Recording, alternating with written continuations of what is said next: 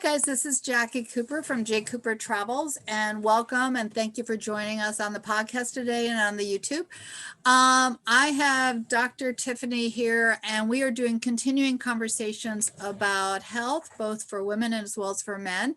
And I would recommend that you like and subscribe to both my podcasts as well as the YouTube, so that way you are notified when we have new podcasts about a variety of topics. And just for those that might not know my background, I'm in the travel space, but I also am have a background as a lawyer as well as a special ed teacher. And I created the podcast so that way individuals can tell their stories, which are really inspiring, and provide us information in their fields, as well as to talk a little bit about travel, hence the picture behind me.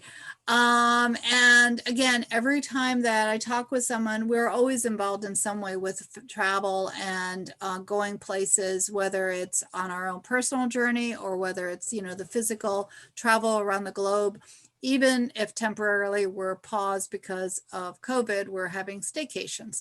So welcome, Tiffany. I really appreciate your being here. I do want to point out to those that are watching on YouTube and those that are listening on the podcast, her website where you can actually reach out to her is ndhealthcalls.com. And I would recommend that you reach out to her, and she'll talk more about how you can do that, because she is a great advisor. And it's always nice to be able to support other women in the field of medicine and science. So welcome. Thank you. Thank you, Jacqui. My name is Dr. Tiffany Brown. I'm a naturopathic doctor. And how I got into this field is my own health issues that I was having with women's problems. And I was seeing different doctors doing what I was supposed to be doing, following my doctor's orders, and nothing helped out, but they were doing what they were supposed to be doing. So I was looking to the natural world, saw some things, a lot of things going on, got overwhelmed, but I just tried one thing, and I saw results. So I kind of stayed, had to reach out, try to find somebody in my field that was doing holistic medicine, naturopathic medicine. There was no one I could find. So I was like, hey, here I come. So I went to naturopathic school. 4 years later, here I am. And so I have an online platform, so I can consult with you anywhere, wherever you are, right in your living room or whatever, about any condition or disease, illness you have. So most definitely check me out. Yep. And for those that are listening on the podcast and also on the YouTube, we've done a variety of topics.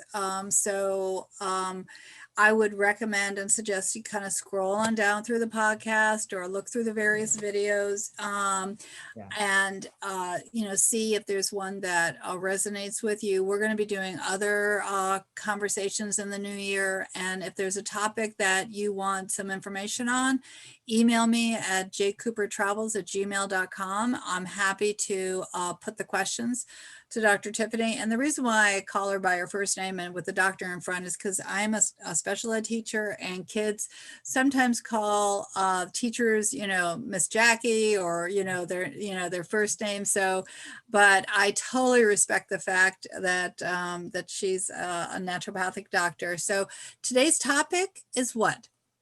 Autoimmune.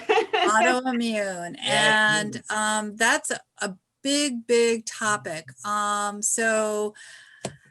Wow. Okay. So where do we start there? How many people are actually affected by autoimmune disease? Yeah.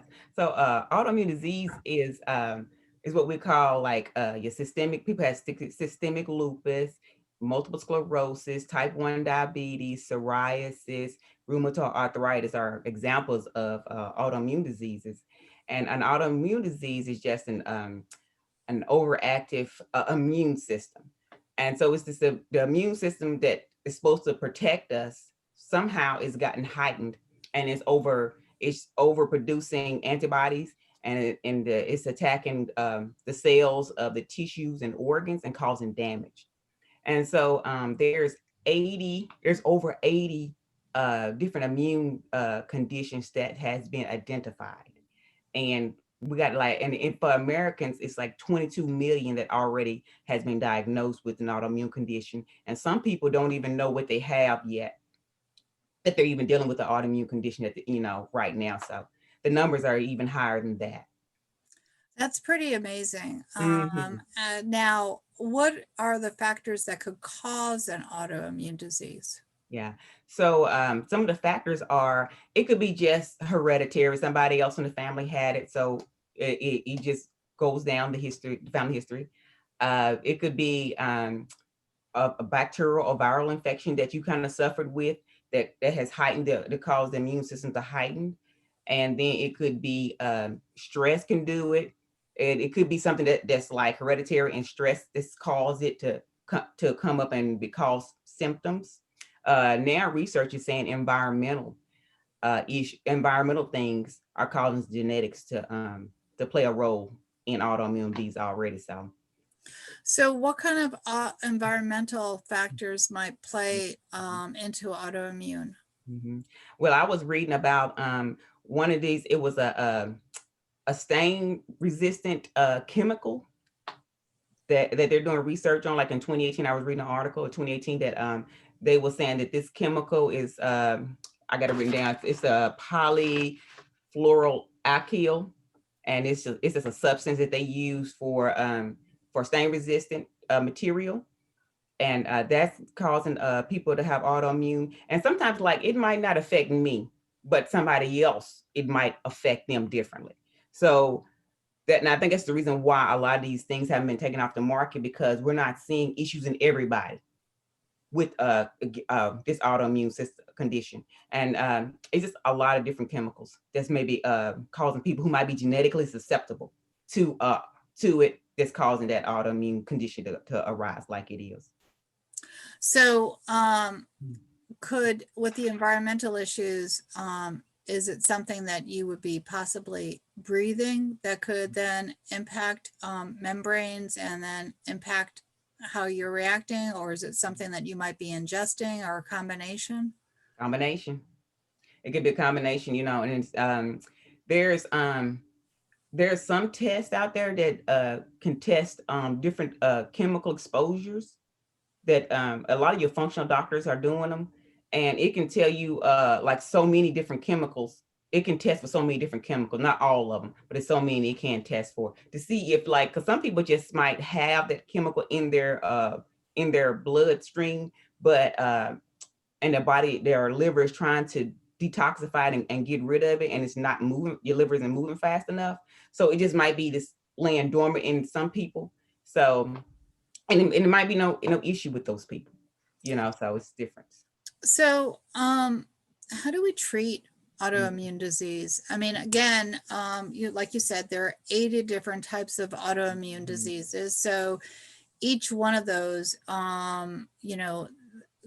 must have a specific treatment. But how does the traditional doctor treat it, and how do you treat it? Yeah, traditional doctors tend to use steroids, because once they're trying to bring the immune system down, and steroids are their main thing that will bring the immune system down. And when you're in a heightened state and you're having a lot of problems, you have to use that steroids to hurry up and get the immune system down, because you don't want this thing to keep this autoimmune condition to keep revving up for a long periods of time, because it can cause some harm. So they use that, and then they use painkillers for the pain, and different. This kind of they just start treating symptoms of the condition. And how do we treat it? As me as a naturopath, how I treat it is that, of course, we're gonna do diet. You have to change. Like, these people have to change their diet. It just has to be done. Well, what could be in their diet that might not be good? Processed foods. That's a big one. Processed foods is a big one. And then your sugars and things like that. So you just got to change. And they might cheat every now and then, once we get their immune system calmed down. And if it's like a family day, they might can do a little cheat day, but we got to get there first. And so and sleep is a big thing. These people have to make sure they get the 8 hours of sleep. And then they have to have stress reducing strategies. So they have to make sure their stress is down. And then we just do like different herbs and stuff just to kind of help keep the immune system at bay. Yeah. So I can see how this ties in with some of the other past podcasts that we've talked about, because we have Yeah. talked about Mhm. health and eating, and we have talked about, which we'll talk about more in the new year, stress reduction. Yeah. And we have talked a little bit about the herb side, which we'll talk Mhm. about more in the new year, because there's a whole variety of things that we just didn't touch on yet. Yeah.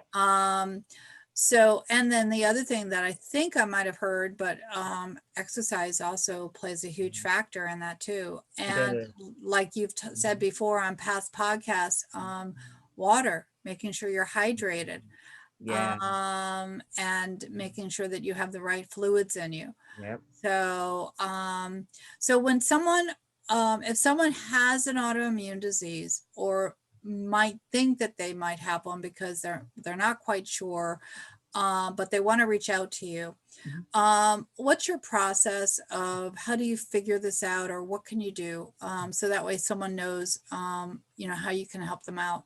Mhm. Yeah, so they can go to my website, and also it's you can either email me or call me, and we can schedule a time to do a 10-minute free consultation, so I can kind of learn about what your goals are, what their goals are, um and and how I can help them. And then and if they have any questions about anything, maybe we can kind of kind of breeze through certain things. I don't give any treatments out, because I'm still trying to learn stuff about them, but it's like to talk to them and to let them know I'm here to really support them. Do you work also in conjunction with their doctors and things like that? Yes, I would love to do that. And matter of fact, I require them to have their regular doctor, and their regular doctor probably send them to some a rheumatoid specialist that specialize in autoimmune. So they'll probably be under them also. So I would love to work in conjunction with their specialists. Yep, that's what I thought. I mean, it's a whole team that is being created to support the Mhm. individual. So, Yeah. well, I appreciate your being on. For those that might not know about podcasts or YouTube, there's always a contact block under the podcast and in YouTube, so that way you can reach Dr. Tiffany, and you can always send me questions as well. Any last minute thoughts that you want to share with everyone, who is listening to the podcast right now? Yeah. So most definitely, since we said stress plays a big factor, if you just bring the stress down, get out in nature, walk. If that's all you can do, most definitely do that. And waters and sleep, and just really take care of yourself. Yeah, for sure. I mean, Hmm. again, I think it's all about life work balance, and making sure that we appreciate, our personal well being, because sometimes we put other people in ahead of us. Yeah.